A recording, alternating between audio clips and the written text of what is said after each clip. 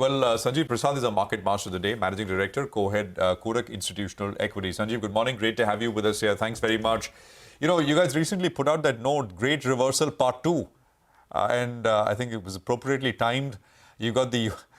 so I just want to start by asking you to explain that note and the underlying thesis. What are you watching? Because what's become increasingly clear, if one believes that interest rates at the end of the day are a big driver for, whether we remain in a risk-on mode or a risk-off mode, interest rates perhaps will stay higher for longer. That's becoming clearer has become clearer by the day through this year. Sanjeev, go on.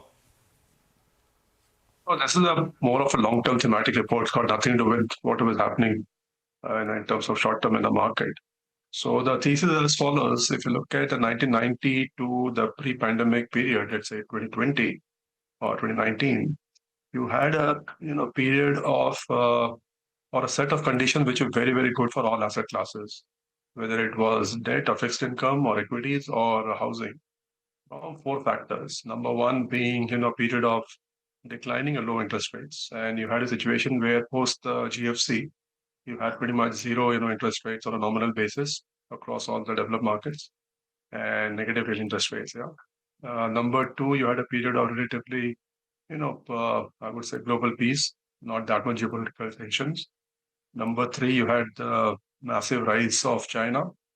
And number four was basically not that much cost of environmental related cost for doing business. And our thesis is, look, that was a certain era, 30 years of very awesome returns based on these four factors. Now what has happened is all these four factors have changed or are in the process of changing. Namely, you are looking at much higher interest rates compared to what was there a few years back. Even though, let's say, the US federal fund rates or the ECB rates would come down from where they are, I don't think they're going to zero anytime in the foreseeable future. Very unlikely, I would say. So your long-term interest rates are going to be higher than whatever you have seen in the past, which means logically your risk-free rate should be higher. Second point is geopolitical tensions much higher compared to whatever you had in the past. So accordingly, you will price that somewhere in your risk parameter. Number three, China clearly, slowed down dramatically compared to how much it was growing in the past. How much of disinflation, deflation it was exporting to the rest of the world. I think that story is also largely over. And the fourth point is now you have also much higher environmental cost of doing business. So broad thesis was, look, you're entering a period where there's a lot more uncertainty, higher interest rates. Logically, the cost of capital should be higher compared to whatever we have been using in the past. And accordingly, a multiple should be lower. But as I said, this is more, in the real more theory. Probably does not apply to the current market conditions. Okay. Sanjeev, hi, good morning, and thanks for joining in. What did you think of Reliance's earnings? And as a shareholder, as an investor, what's your approach now towards the stock? Well, I'm not really a shareholder, not allowed to own shares in India. So anyway, results were fine, pretty much in line with expectation, I would say. If you look at the EBITDA level, exactly, what we had, so no real positive surprise over there. Although the mix was a bit different in the sense the O2C business, surprised positively, about 7% higher than what we had, whereas the organized retail business numbers were a bit disappointing over there. I thought, both on a year-on-year basis and also with expectation, EBITDA was actually lower by about 8%. Although EBITDA was higher on a year-on-year basis, it was lower than our expectation. So that was only, I would say, a little bit of a chink in the overall numbers, but otherwise the numbers are broadly fine, pretty much in line with what we had. It doesn't really change the thesis as far as the stock is concerned. We continue to have a moderately positive view. Remember, the stock has gone up a lot in the last 6 months, I think somewhere about 30%, if I remember correctly, which means the upside is somewhere limited to a fair value, which is now about 3,200 rupees. Okay, all right. Hi, Sanjeev. Good morning and good to see you in. Sanjeev, I wanted to ask you about the telecom space. Post-elections, that sector is definitely going to be in focus, and the street is already building in those expectations of a tariff increase. Vodafone Idea, who would have thought? People are wondering whether they'll be able to get that 18,000 crores, or they saw demand of more than 1 lakh crore. And Bharti, Industar's Infratel, that stock actually has been the big outperformer. I think it's up 50% in the last few months or so. How do you play this theme? the one that's going to survive and maybe thrive at a later time? Or will you go with the larger name in there, the Bharti Airtel or Reliance Jio? We have been anyway quite positive on Bharti for a long period of time. The stock has done well. And that was a call earlier that, even if it's a two-player market, I mean, if it becomes a two-player market, obviously it works well for both, Bharti and Jio. Now it looks like it will remain a three-player market with, Vodafone Idea, having raised a decent amount of money, which at least, will give it the ability to, invest in the business for a longer period of time. And there's a lot of expectation that post-election you would see a decent tariff increase, and hopefully so, because it's not as if, if you look at the third player, which has actually decent, presence, is making any money, making still large amounts of losses. So you need a much higher, baseline tariff level for it, to start making some real amount of money. And even if you look at the other two players, which is Bharti and Jio, even they are not making that much money if you look at on a full, gross investment basis.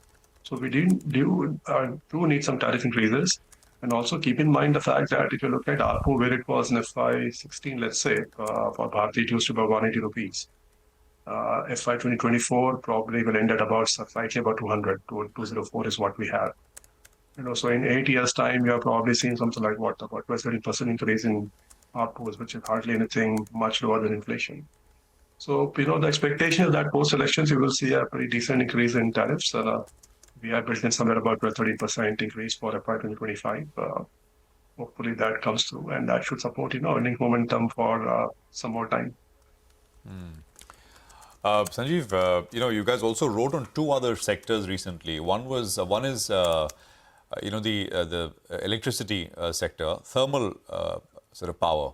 And your contention is that the market is focused on very short-term sort of gains for the sort of coal sector, and this is at a time when the price for solar power will keep coming down because of what's happening with the input costs there. Second is the cement space, where you're wondering about valuations and what kind of valuation the market is willing to ascribe to these names. So I just wanted you to briefly detail your thoughts on these two areas. Sure. See, on the electricity sector, the market is very focused on the short-term developments of, some amount of supply-demand imbalance, which require more of thermal capacity addition, and so on and so forth, which is creating a fair amount of excitement around the thermal generation company. There's also the thermal electricity equipment supply company, which is, I guess, BAIL, only one at this point in time. Having said that, our view is that, look, fine, this is okay for the next 3-4 years, but the move is clear to renewables, and that pace will accelerate going forward. And if you look at some of the data which we have put on a report, number one point is look at where solar tariffs are compared to where thermal tariffs are. Solar tariffs are somewhere in the range of 2.5 to 3. If you look at NTPC's tariff for the first 9 months of this financial year, that was about 4.6, last about 4.9. So between solar and thermal, it's obviously very clear that solar is much cheaper now. And over time, assuming what we are seeing global market is a big crash in solar PV module costs, and assuming they remain where they are, even if they go up a little bit, doesn't really matter, because your cost of solar PV modules will continue to be very, very low, which would mean that your cost of solar electricity itself will continue to be on the lower side for a longer period of time. Whereas I would assume your thermal electricity rates will keep on going up. So clearly, we are moving towards a situation where solar will become more and more, it's already very competitive, will become, or stay cheaper compared to thermal for a longish period of time. We will see massive acceleration of solar capacity additions over the next few years. So in that context, focusing on, thermal electricity generation companies or coal companies, etc., without looking at what that could mean to the longer term prospects of these companies, to the terminal value of the businesses, I guess that's the mood of the market.